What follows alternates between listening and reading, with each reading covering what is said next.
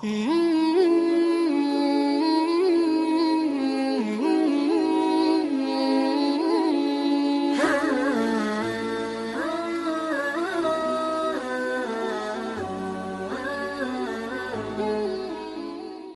اللہ الرحمن الرحیم الحمد للہ رب العالمین والصلاة والسلام علی اشرف الانبیاء وسید المرسلین سیدنا وحبیبنا محمد وعلی آلہ واہل بیتہ وصحبہ اجمعین، اما بعد فاعوذ باللہ من الشیطان الرجیم، بسم اللہ الرحمن الرحیم۔ لیس البر ان تولوا وجوہکم قبل المشرق والمغرب ولكن البر من آمن بالله واليوم الآخر والملائكة والكتاب والنبيين وآتى المال على حبه ذوي القربى واليتامى والمساكين وابن السبيل والسائلين وفي الرقاب وأقام الصلاة وآتى الزكاة والموفون بعهدهم إذا عاهدوا والصابرين في البأساء والضراء وحين البأس أولئك الذين صدقوا وأولئك هم المتقون۔ صدق اللہ العظیم۔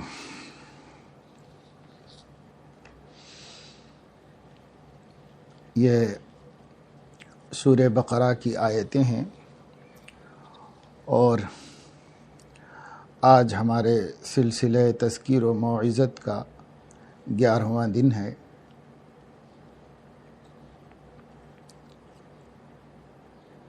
جب نبی کریم صلی اللہ تعالی علیہ وسلم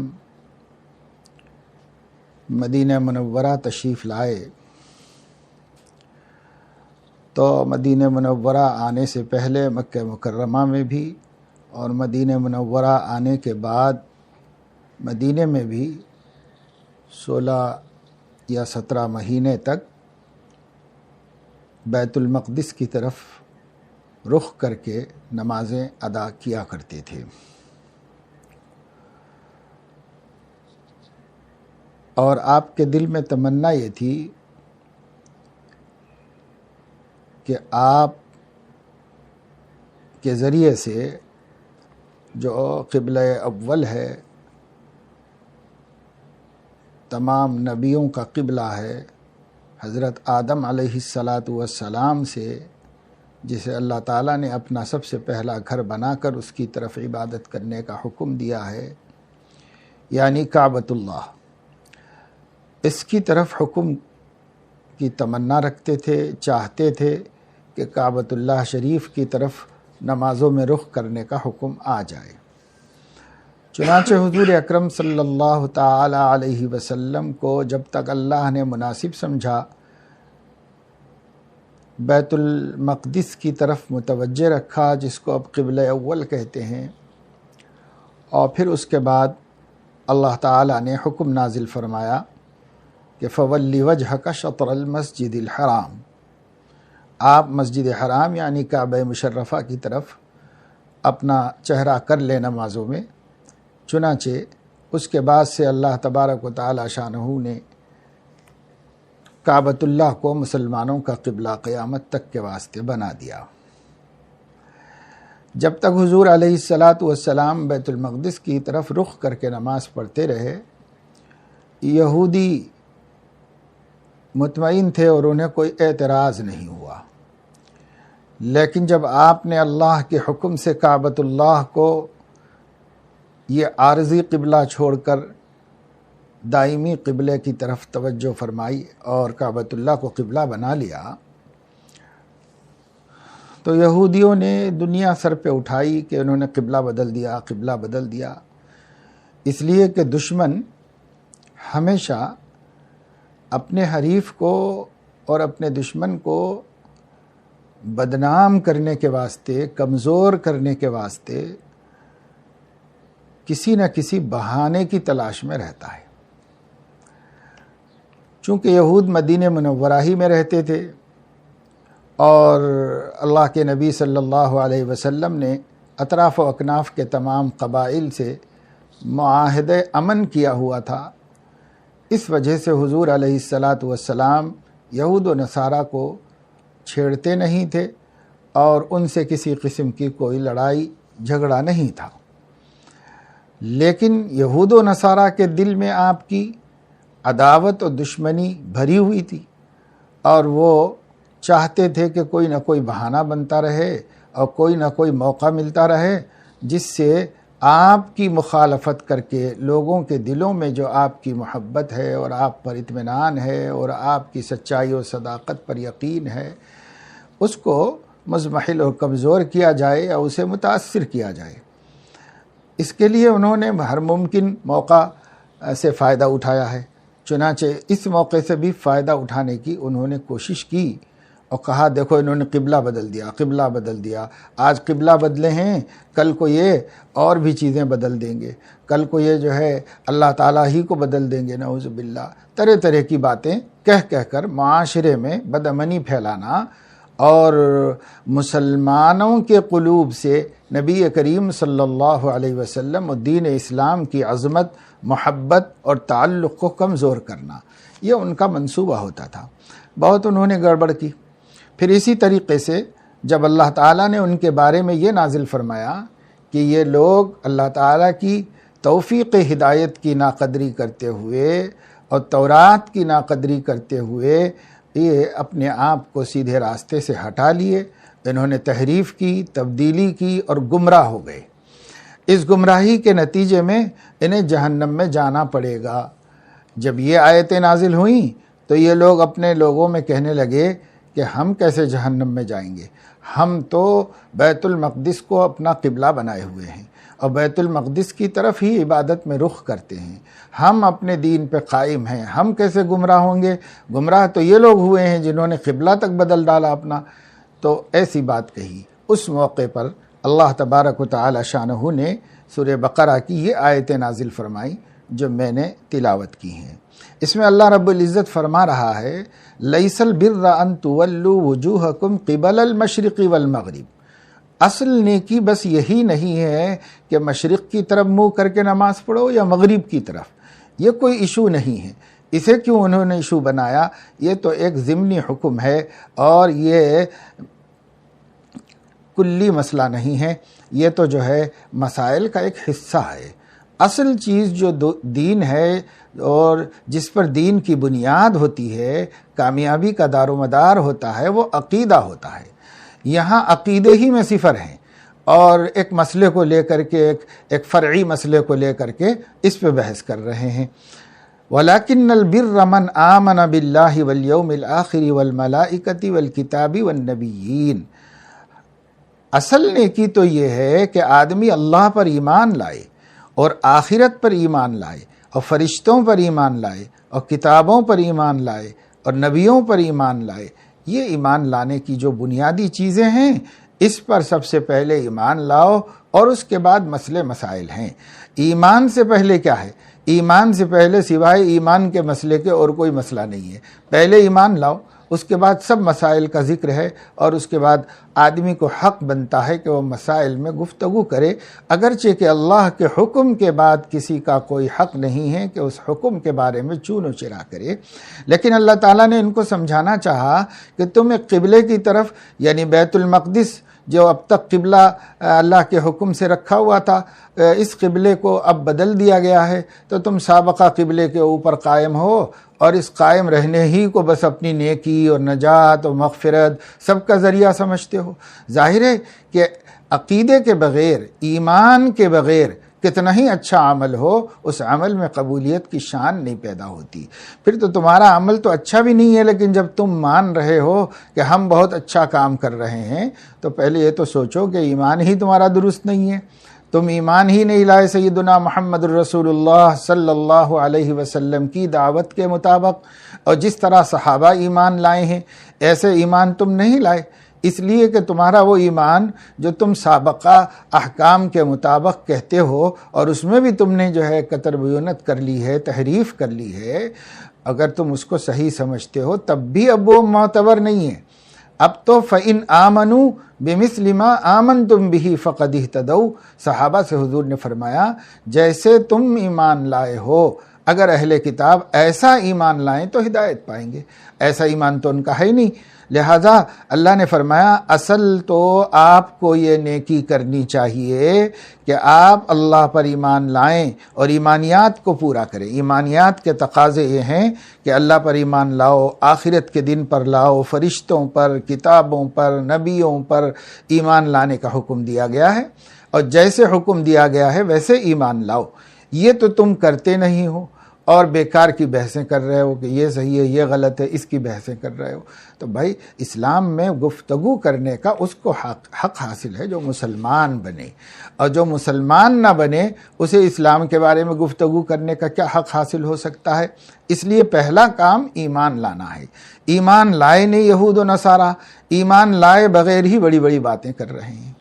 تو پہلی چیز اللہ تعالیٰ نے نیکیوں میں ان کے سامنے جو ذکر فرمائی ہیں، یہ ایمانیات کو ذکر فرمایا کہ ایمانیات۔ اس کے بعد دوسرے نمبر پر فرما رہے ہیں وَآتَ الْمَالَ عَلَى حُبِّهِ ذَوِي الْقُرْبَى وَالْيَتَامَى وَالْمَسَاكِينَ وَابْنَ السَّبِيلِ وَالسَّائِلِينَ وَفِي الرِّقَابِ، اور نیکی یہ ہے کہ اپنے مال کو اللہ تعالیٰ کی محبت میں، علی حبہ کے دو مطلب ہیں، اللہ تعالیٰ کی محبت میں یا مال کی محبت ہونے کے باوجود خرچ کریں رشتہ داروں پر، یتیموں پر، غریبوں پر اور مسافروں پر اور مانگنے والوں پر اور گردنیں چھڑانے پر، یعنی قیدیوں کو آزاد کرنے یا غلاموں کو غلامی سے نکالنے پر اس مال کو خرچ کریں۔ تو مال خرچ کرنا خیر کے کاموں میں، انسانیت کی ہمدردی میں، انسانیت پر رحم و کرم کے عنوان سے اللہ تعالیٰ کی محبت میں، مال کی محبت فطری اور نفسی ہونے کے باوجود سخاوت اسلامی کے ذریعے سے اس کو خرچ کرنا، یہ خرچ کرنا یہ نیکیاں ہیں۔ یہ تو تم سے ہوتا نہیں۔ یہود دنیا کے سب سے بخیل لوگ ہیں، اور یہودیوں کی طرح وہ لوگ بھی ہیں جو ان کے نقش قدم پر چل رہے ہیں۔ یہ دونوں قومیں ہیں دنیا کی جو نہایت بخیل ہیں۔ یہ دونوں قوموں کا کام یہ ہے دوسروں کی دولت کیسے بٹوری جائے اور کیسے چھینی جائے، ہر ایک کا جیب خالی کر کے اپنا جیب بھرنا اور ہر ایک کا خزانہ خالی کر کے اپنا خزانہ بھرنا۔ یہ یہودیوں کی فطرت تھی، بہت بخیل واقع ہوئے فطری اعتبار سے، اور اب تک بھی ان کی یہ صفت ان کے اندر بالکل نمایاں صفات میں داخل ہے۔ چنانچہ آج آپ دیکھ سکتے ہیں کہ یہودیوں نے ورلڈ بینک قائم کر کے ساری دنیا کے دولت کے خود مالک بن کے بیٹھ گئے ہیں، اور اب کرنسی کو آہستہ آہستہ ختم کرا کے کرنسی کی جگہ پر کارڈ دے رہے ہیں۔ ان کارڈوں کے ذریعے سے اپنی ضرورتیں پوری کرو اور جو کچھ تم کماتے ہو وہ ہمارے حوالے کرو۔ تو سب کچھ ان کو دینا ہے اور اپنی ضروریات زندگی کارڈ کے ذریعے سے پوری کرنا ہے، اور پھر اب تو اس میں آزادی ہے، آگے چل کر وہ اس میں تحدید بھی کریں گے کہ اس سے زیادہ استعمال نہیں کر سکتے، لیکن جو کچھ کماؤ وہ سب رکھنا ہوگا بینک میں۔ جب بینک میں ڈالیں گے تو ورلڈ بینک کو چلا جائے گا، ساری دنیا کے ممالک ورلڈ بینک کے مقروض ہیں۔ نتیجہ یہ ہوگا کہ دولت پوری ان کے پاس پہنچ جائے گی۔ آج بھی اگر دیکھا جائے تو دنیا کی اکثر دولت کے وہ مالک اور قابض بنے ہوئے ہیں، اور ملٹی نیشنل کمپنیاں ان کے قبضے میں ہیں جس کے ذریعے سے وہ ساری دنیا کے کاروبار اپنے قبضے میں رکھے ہوئے ہیں، اور ملٹی نیشنل میڈیا ان کے قبضے میں ہے جس کے ذریعے سے وہ ساری دنیا کی خبریں اپنے قبضے میں رکھے ہوئے ہیں، اور ایک طرح کا اقتدار بس انہی کو حاصل ہے۔ باقی سب لوگ جیسے بچے کے ہاتھ میں لٹو ہوتا ہے، اسی طریقے سے یہودیوں کے ہاتھ میں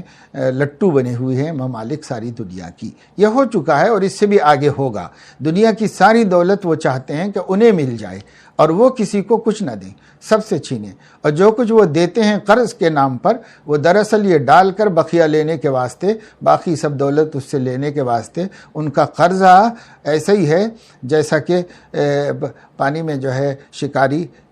کیچوا ڈالتا ہے اور کیچوا ڈال کر مچھلی کو بھی ہڑپ کر لیتا ہے۔ اسی طرح ورلڈ بینک کے قرضے دراصل پورے ملک کو قابض ہو جانے اور اس کے مالک بن جانے کا ذریعہ ہیں۔ ابھی بہت سے دنیا کے غریب ملک اس پوزیشن میں ہیں کہ ماہرین اقتصادیات بتاتے ہیں کہ اگر ورلڈ بینک قرضہ طلب کرے تو پھر انہیں اپنا ملک دے دینا پڑے گا۔ یہ صورتحال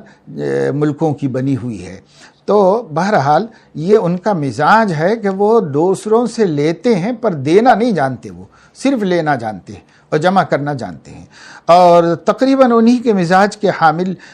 وہ لوگ ہیں جو ہمارے ملک کے اندر برہمن کہلاتے ہیں، ان کا بھی وہی حال ہے کہ یہ لوگ ساری دنیا سے لینا جانتے ہیں، دینا نہیں جانتے۔ جیسے اس وقت میں سارے ملک میں موجودہ حکمرانوں نے سارے ملک کی دولت اپنے قبضے میں کر لی ہے، اور دوسری پارٹیوں کی بھی کر لی ہے، بڑے بڑے تاجرین کی بھی کر لی ہے، سب ان کے قبضے میں ہیں، اور باقی ساری رعایا جو ہے وہ دانے دانے کو، روپے روپے کو محتاج بنی ہوئی ہے۔ اس طرح یہ مزاج ہے یہودیوں کا۔ دراصل اللہ تعالیٰ نے یہاں پر ایمان کے بعد سب سے پہلے خیر خیرات کا تذکرہ جو کیا ہے، اس سے دو باتیں سمجھ میں آتی ہیں۔ ایک تو یہ کہ چونکہ یہودیوں سے خطاب ہے اور یہودی دنیا کے بخیل ترین لوگ ہیں، جن کو کسی پر رحم نہیں آتا اور کسی پر خرچ کرنا وہ جانتے نہیں، اور کسی کی مدد کرنا ان کے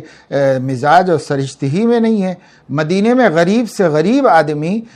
خرچ کرتا تھا فقراء پر۔ حضور علیہ السلام نے انصار و مہاجرین کی جو تربیت فرمائی تھی، اس اسلامی تربیت کے نتیجے میں یہ جماعت ایسی جماعت تھی جو رات کو بھوکی سو جاتی تھی مگر اکیلے نہیں کھاتی تھی، یہاں تک کہ اللہ کو قرآن میں نازل کرنا پڑا، یہ رعایت اور یہ چھوٹ نازل کرنی پڑی کہ اللہ رب العزت نے فرمایا کہ لیس علیکم جناح ان تأکلوا جمیعا او اشتاتا، اللہ تعالیٰ نے فرمایا مل کے کھاؤ یا اکیلے کھا لو، کوئی حرج کی بات نہیں، کوئی گناہ کی بات نہیں۔ یہ اس لیے کہنا پڑا کہ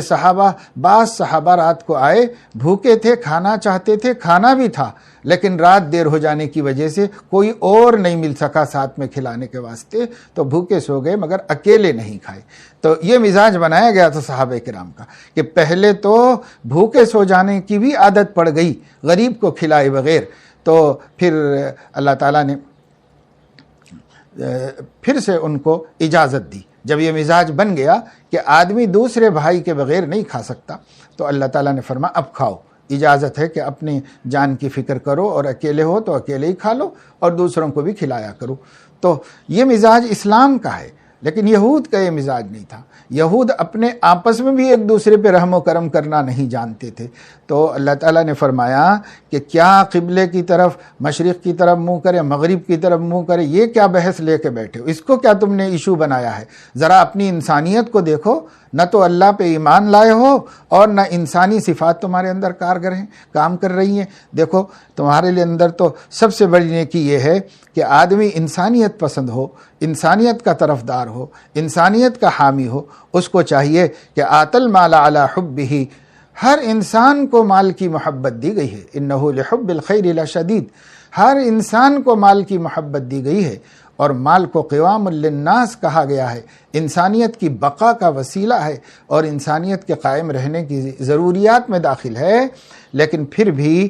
تم کو چاہیے تھا کہ تم نیکی میں خرچ کرتے۔ دیکھو مسلمان جو ایمان لائے ہیں وہ مال کی محبت کے باوجود اللہ تعالیٰ کو خوش کرنے کے واسطے رشتہ داروں پہ خرچ کرتے ہیں، یتیموں پہ خرچ کرتے ہیں، مسکینوں پہ خرچ کرتے ہیں، مسافروں پر خرچ کرتے ہیں، اور جو لوگ مانگتے ہیں اپنی حاجت کو چھپا نہیں پاتے ان پر بھی خرچ کرتے ہیں۔ اور دوسری جگہ فرمایا گیا کہ جو لوگ اپنی حاجت چھپاتے ہیں معلوم کر کے ان پر بھی خرچ کرتے ہیں کہ کس طرح ان کو دیں پہنچائیں، اور پھر گردنیں چھڑانے پر اور لوگوں کو غلامی سے نکالنے پر پیسہ اپنا خرچ کرتے ہیں۔ یہ ایمان کی برکت سے ہوتا ہے۔ جب آدمی ایمان لاتا ہے تو بہت حد تک فطری بخل پر بھی اثر پڑتا ہے، اور سخاوت اسلام کی شان ہے تو وہ آدمی میں پیدا ہوتی ہے، اور جب وہ قرآن حدیث میں خیر خیرات کی ترغیب سنتا ہے تو اس کا دل میں ایک جذبہ پیدا ہوتا ہے باوجود مال کی محبت کے کہ وہ مال اپنے علاوہ لوگوں پر خرچ کرے، اس کا جذبہ پیدا ہوتا ہے۔ ہر موقع پر دیکھا گیا، اور آج بھی آپ دیکھیں کہ اللہ تبارک و تعالی شانہ نے ایمان کی برکت سے چاہے اعمال کے اعتبار سے کتنے کمزور کیوں نہ ہوں، اس وقت چو طرف پورے ملک میں مسلمانوں کی سخاوت کے دہانے کھلے ہوئے ہیں، اور مسلمان امیر تو امیر کر ہی رہے ہیں، بے تحاشا صرف کر کے بلا لحاظ مذہب و ملت انسانیت کے پیٹ کی آگ بجھانے میں مصروف ہیں اور اس میں لگا رہے ہیں۔ بعض کا حال یہ ہے، بعض مسلمان تو ایسے سامنے آئے ہیں جو خود کو اپنے کھانے کی فکر نہیں ہے، وہ صبح سے شام تک کچھ اپنے پیٹ میں ڈال لیا ایک وقت، اور باقی سب لگے ہوئے ہیں عام بھوکوں کو کھلانے میں اور ان کی پیاس کو، بھوک کو ختم کرنے میں۔ کوئی پانی تقسیم کر رہا ہے، کوئی کھانا کھلا رہا ہے، کوئی اناج غلہ تقسیم کر رہا ہے، کوئی سبزیاں بانٹ رہا ہے۔ اللہ اکبر! اس وقت میں جو مثالیں سامنے آ رہی ہیں سب سے زیادہ ان کی جو ایمان والے ہیں، حالانکہ ملک میں ایمان والے دولت کے اعتبار سے دوسری اقوام کے مقابلے میں بہت کم ہیں اور کمزور ہیں، لیکن اس کے باوجود سخاوت کے اعتبار سے ان کے دل نہایت دریا ہیں، اور اللہ رب العزت ان سے خرچ کروا رہا ہے۔ جدھر دیکھو اس کی مثالیں ہیں، افراد اپنے طور پر، تنظیمیں اپنی طور پر، جو لوگ خود نہیں کر سکتے دوسروں کے ذریعے سے بہرحال کرا رہے ہیں، کر رہے ہیں، سب طرف اس کی مثالیں ہیں۔ یہ اس بات کا کھلا ہوا ثبوت ہے کہ ایمان اپنے ساتھ سخاوت کو لاتا ہے۔ جو لوگ سچے ایمان والے ہیں ان کے دل دوسرے کے لیے سینے میں تڑپتے ہیں، ان کے دل دوسروں کے لیے سخت اور سنگین نہیں ہیں، بلکہ انسانیت پر ان کو رحم آتا ہے اور وہ انسانیت پہ خرچ کرتے ہیں۔ یہ مسلمانوں کی شان ہے۔ اللہ نے فرمایا تم یہودیوں کو زیادہ شان بگارنے کی ضرورت نہیں ہے، اگر کچھ اپنی انسانیت بتانا چاہتے ہو اور مغفرت و بخشش کا استحقاق پیدا کرنا چاہتے ہو تو سب سے پہلے ایمان لاؤ، جیسے کہ ایمان لانے کی دعوت دی گئی ہے اس طرح کا ایمان لاؤ، اور اس ایمان لانے کے بعد انسانیت نوازی کر کے بتاؤ، بخل ختم کرو، سخاوت کر کے دکھاؤ، خرچ کر کے دکھاؤ، اور لوگوں پر، غریبوں پر، رشتہ داروں پر، سب پر اپنی دولت بہاؤ اور خرچ کرو۔ اس وقت اگر ورلڈ بینک یہ یہودیوں کے سچے ایماندار بن جائیں اور ان کے دل میں سخاوت آ جائے تو ان کے پاس اتنی دولت ہے کہ دنیا میں کوئی بھوکا نہیں رہ سکتا۔ اللہ نے تو سب کی دولت، سب کی روزی اتار دی تھی زمین پر، لیکن ان ظالموں نے غریبوں کی دولت سلب کر لی اور غصب کر لی اور اپنے پاس اپنے خزانوں میں جمع کر لی ہے۔ اگر یہ غریبوں کا حصہ تقسیم کر دیں اور اپنا خزانہ بانٹ دیں تو انشاءاللہ روئے زمین پر ایک بھوکا نہیں ملے گا، کیونکہ سب کی روزی اللہ اتار چکے ہیں۔ اللہ تعالیٰ نے اپنا فرض، اللہ تعالیٰ نے جو اپنی ذمہ داری لی تھی اس ذمہ داری کو اور اپنے وعدے کو پورا کر کے دکھایا ہے۔ بہرحال یہ اللہ تعالیٰ نے ایمان کے بعد سب سے پہلے یہ خیر خیرات کی اور انفاق فی سبیل اللہ کی بات اس لیے کہی، ایک تو یہ کہ وہ چونکہ بخیل تھے اور مال کی محبت میں خطرناک حد تک اور قابل مذمت حد تک مبتلا تھے، اس لیے ایک تو اس کو بیان فرمایا، دوسرے اس وجہ سے بھی کہ اللہ تبارک و تعالی شانہ یہ بتانا چاہتے ہیں کہ دیکھو آگے جو ہم بتا رہے ہیں وَأَقَامَ الصَّلَاةَ وَآتَى الزَّكَاةَ، نماز قائم کرنا اور زکوٰۃ ادا کرنا، تو یہ بھی عبادتیں ہیں، لیکن زکوٰۃ جو ہے وہ ایک فریضے کے طور پر آدمی ادا کرتا ہے کہ کہیں گناہ میں مبتلا نہ ہو جاؤں، اگر نہیں دوں گا تو پکڑا جاؤں گا، اگر نہیں دوں گا تو یہ زکوٰۃ، جس کی زکوٰۃ نہیں نکالی گئی وہ مال جو ہے وہ شجاع اقرا، وہ گنجا سانپ بنا کر جو ہے وہ ہمارے گلے میں ڈال دیا جائے گا، یا اس کی تختیاں بنا کر جہنم میں تپا کر اس سے ہمیں داغا جائے گا۔ تو چونکہ زکوٰۃ میں وعیدیں ہیں اور ان وعیدوں کی وجہ سے اپنی سزا سے، عذاب سے اور جہنم کی آگ سے ڈر کر اگر کوئی زکوٰۃ ادا کر دیتا ہے تو یہ بھی ٹھیک ہے، یہ بھی اچھی بات ہے، اور ڈرایا اسی لیے گیا ہے تاکہ جو ہے بخیل سے بخیل بھی اپنی زکوٰۃ ادا کر دے اور اپنے کو آخرت کے عذاب سے بچا لے، اسی لیے ڈرایا گیا ہے۔ لیکن یہ فریضہ ہے اور فریضے کو ادا کرنے کے حد تک آدمی کی سخاوت اور آدمی کے جذبہ انسانیت کا اظہار نہیں ہوتا۔ اظہار جب ہوتا ہے جب وہ اپنے زکوٰۃ کے فریضے سے آگے بڑھ کر صرف انسانیت کی محبت میں، رشتہ داروں کی محبت میں، یتیموں کی محبت میں، غریبوں کی محبت میں جو اللہ نے فرض کیا ہے اس فرض سے بھی اوپر ہٹ کر کے اپنے حصے کے مال میں سے خیرات کرے، اپنے حصے کے مال میں سے خرچ کرے، اس لیے کہ زکوٰۃ دینے کے بعد بقیہ مال اس بندے کے لیے بالکل حلال طیب ہو گیا ہے، اور وہ بقیہ مال کو جیسے چاہے یعنی جائز طریقوں سے بغیر اسراف کے اپنی راحت، اپنی نعمت اپنے بال بچوں پہ خرچ کر سکتا ہے۔ لیکن اس کے باوجود بھی اگر وہ اس مال میں سے بھی غریبوں کا حصہ نکالتا ہے تو یہ اللہ کے لازم اور واجب کرنے کے علاوہ نکالتا ہے، یہ محض اللہ کی محبت میں نکالتا ہے۔ دوسری جگہ اللہ تعالیٰ نے فرمایا کہ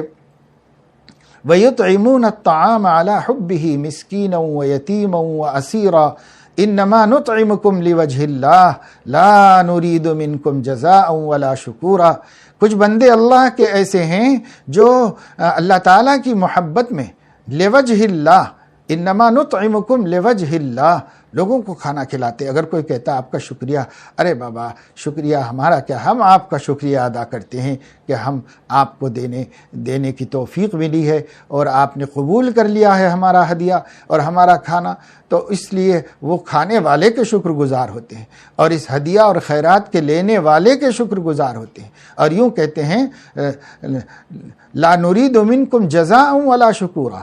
ہم آپ سے نہ بدلہ چاہتے ہیں اس کا، نہ شکر سننا چاہتے ہیں۔ اللہ کا شکر ادا کرو، اللہ کا ہم بھی شکر ادا کرتے ہیں کہ اللہ نے ہمیں توفیق دی، اور تمہارا بھی شکر ادا کرتے ہیں کہ تم لوگ نہ ہوتے تو ہم کہاں اللہ تعالیٰ کو راضی کرنے کے لیے اپنا مال خرچ کرتے، کیا پہاڑوں کو اور دریاؤں کو دیتے اپنا مال؟ تم لوگ غریب لوگ ہو تو تمہیں دینے کی اللہ ہمیں توفیق دے رہا ہے، ہم آپ کے بھی شکر گزار ہیں، اللہ کے بھی شکر گزار ہیں، ہم آپ سے شکریہ بھی نہیں سننا چاہتے، ہم آپ سے بدلہ بھی نہیں چاہتے، اس کے عوض میں ہم آپ سے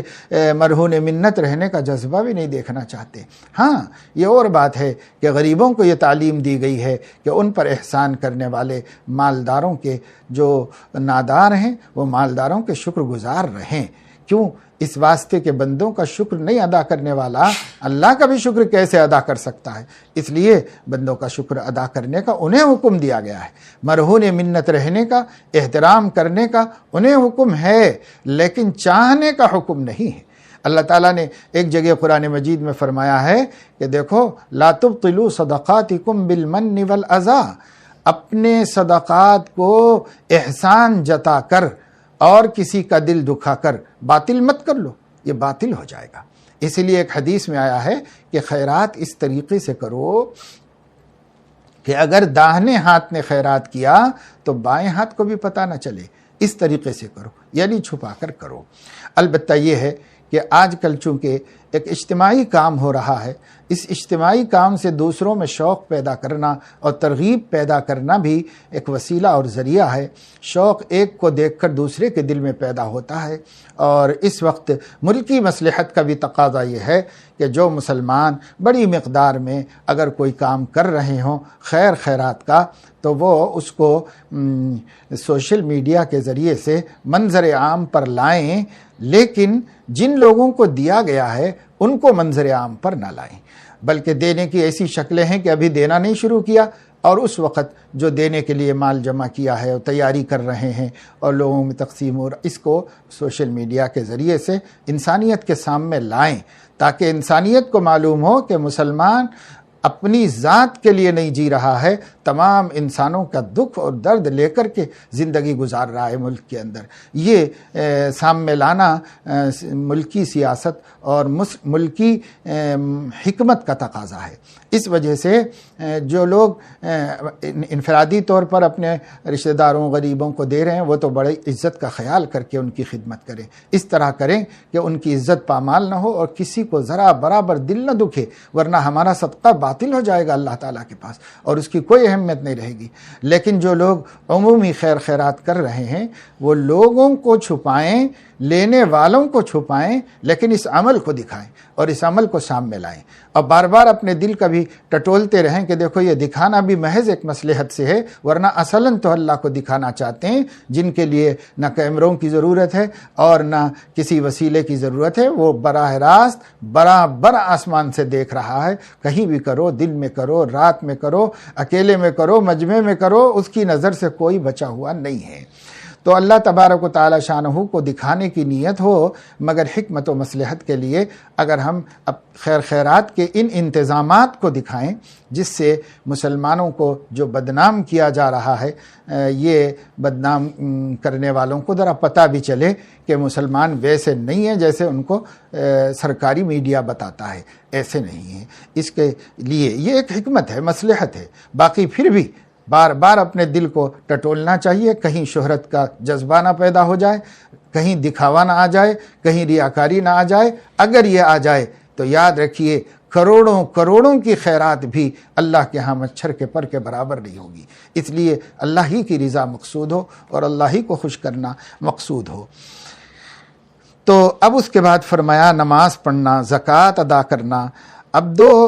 عبادتوں میں دو ہی باتیں ذکر کی، نماز پڑھنا، زکوٰۃ دینا، کیونکہ نماز پڑھنا یہ بدنی عبادت ہے اور زکوٰۃ دینا یہ مالی عبادت ہے۔ ان دو کو بطور مثال کے پیش کر دیا۔ پھر اس کے بعد اللہ تعالیٰ اخلاقیات پر آئے اور فرمایا والموفون بعہدہم اذا عاہدوا۔ یہود نے حضور سے معاہدے کیے تھے مگر وہ بار بار توڑتے تھے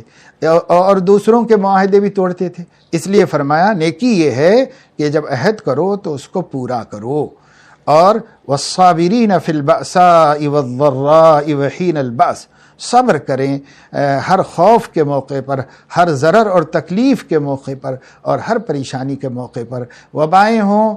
مصیبتیں ہوں، تعاون ہو یا حکمرانوں کے مظالم ہوں یا آپس میں نا اتفاقیوں کے حالات ہوں، کوئی بھی ناخوشگوار صورتحال پیش آئے فرد کو یا مجتمع کو اور سوسائٹی کو، تو صبر سے کام لینا چاہیے۔ صبر بڑی طاقت ہے اور صبر بڑی نعمت ہے۔ جب یہ صفتیں پیدا ہوں گی، یعنی ایمان لانا اللہ پر، آخرت پر، فرشتوں پر، کتابوں پر، نبیوں پر، اور اپنے مال کو خرچ کرنا سخاوت کے ساتھ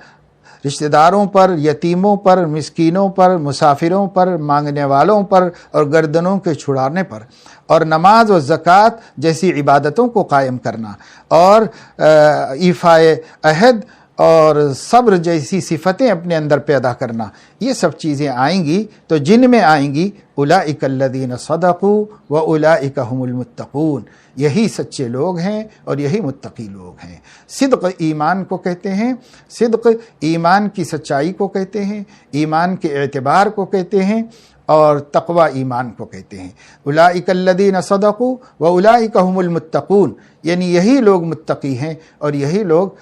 ایمان والے ہیں۔ تو سچا ایمان والا وہ ہے جو اللہ کی بتائی ہوئی اس آیت میں جو صفتیں ہیں ان صفتوں کو اپنے اندر پیدا کرے۔ یہ صفتیں بطور مثال کے ہیں، اس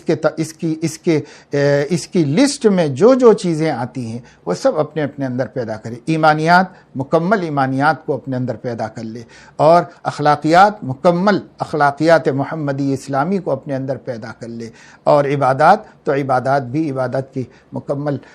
کرنے کی کوشش کرے۔ اللہ تعالیٰ اپنے فضل و کرم سے ہمیں توفیق عمل نصیب فرمائے، اور اس موقع پر ہمارے بہن بھائی جو خیرات کا کام کر رہے ہیں اپنے اپنے پڑوس میں، اپنی اپنی گلی میں، سب کوئی معاملات کو جانے۔ صحابہ کرام رضوان اللہ علیہم اجمعین کی عورتوں کو بھی اتنی معلومات ہوتی تھی کہ کون مستحق ہے اور کون مستحق نہیں ہے۔ مشہور واقعہ حیات الصحابہ میں موجود ہے، ایک صحابی کا کہ ان کو ایک دن بہت دولت نفع میں آئی تو وہ بیچارے رات تمام بے چین تھے، تو ان کی بیوی نے ان کی بے چینی کا سبب پوچھا۔ انہوں نے کہا آج بہت نفع دیا اور آج ہمارے گھر میں اتنی دولت ہے، موت آ جائے تو اللہ تعالیٰ کو کیا جواب دوں گا؟ تو ان کی بیوی نے کہا اس میں پریشانی کی کیا بات ہے، اس کا حل میرے پاس موجود ہے۔ تو ان کی اہلیہ نے ایک لسٹ نکال لی اور ان کو رات کے اندھیرے ہی میں ایک ایک گھر پہ لے گئے، اور گھر پہ دستک دیتے تھے، اور اندھیرے میں کوئی کسی کو پہچانتا نہیں تھا، یہ چادر اوڑھے ہوئے ہوتے تھے۔ یہ بیوی بتاتی رہتی تھی مستحق کا گھر، اور شوہر دیتا رہتا تھا، اور اس طرح رات میں سب دولت ختم کر کے گھر آ گئے اور بہت خوشی سے سوئے، اور سمجھا کہ کسی کو نہیں پتہ چلا۔ لیکن اندھیروں میں اور پہاڑوں کی جڑوں کے اندر اور سمندر کی گہرائی کے اندر دیکھنے والا، اور کالی رات میں کالے پہاڑ پر کالی چینٹی کے چلنے کہ پیروں کی حرکت کو اور دل کی دھڑکن کو سننے والا اور پیروں کی حرکت کو دیکھنے والا، وہ دیکھ رہا تھا آسمان سے، اس نے اپنے نبی پہ وحی بھیج دی، اور جب وہ آئے تو حضور علیہ السلام نے ان کے کہنے سے پہلے ہی ان کو سنا دیا کہ تم نے تو بڑا کارنامہ کیا بھائی، آسمانوں پر اللہ تعالیٰ تمہارے عمل سے بہت خوش ہو گئے۔ تو اس طرح ہماری بہنوں کو، ہماری بیٹیوں کو معلوم رہنا چاہیے کہ خاندان میں کون مستحق ہے۔ اللہ کبھی ہمیں اس کا موقع دے گا تو ہم چپکے سے ان کی غربت کو دور کر دیں گے، ان کی پریشانی کو دور کر دیں گے۔ اللہ کی بندیاں اتنی ہیں اس وقت اہل اسلام میں ماشاءاللہ کہ وہ کس طرح اپنے خاندان کی غریب عورتوں کی مدد کرتی ہیں، کسی کو پتہ نہیں۔ جب وہ دنیا سے گزرتے ہیں تو رونے والی آنکھیں بتاتی ہیں کہ وہ کس کس کو پالتے تھے اور کس کس کے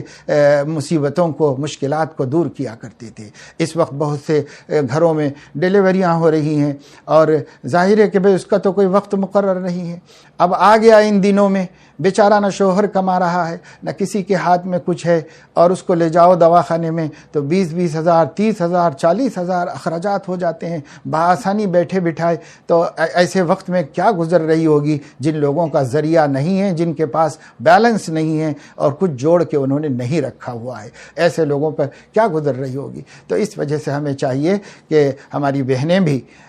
دو، اور نہ ڈرو کہ کم ہو جائے گا، نہ ڈرو کہ ختم ہو جائے گا، ہرگز ختم نہیں ہوگا۔ اللہ تبارک و تعالی شانہ کا قرآن میں وعدہ ہے کہ وَمَا تُنْفِقُوا مِنْ شَيْءٍ فَهُوَ يُخْلِفُهُ وَهُوَ خَيْرُ الرَّازِقِينَ، تم جو بھی خرچ کرو گے پیچھے سے آئے گا، اور کیسے آئے گا تو وہ خیر الرازقین ہے، وہ جانتا ہے مجھے واپس کیسے دے دینا چاہیے، بڑھا چڑھا کر دے دے گا، اس دنیا میں بھی اور آخرت میں بھی۔ اس لیے دیتے ہوئے ڈرے نہیں۔ حضور صلی اللہ علیہ وسلم نے حضرت بلال سے فرمایا انفق یا بلال ولا تخش من ذی العرش اقلالا، اے بلال خرچ کرتے رہو، عرش کے مالک سے یہ اندیشہ مت کرو کہ کم ہو جائے گا، کم نہیں ہوگا، اللہ دیں گے۔ ہاں حکمت کے ساتھ، کیونکہ خیرات کرنے میں بھی حکم دیا گیا ہے کہ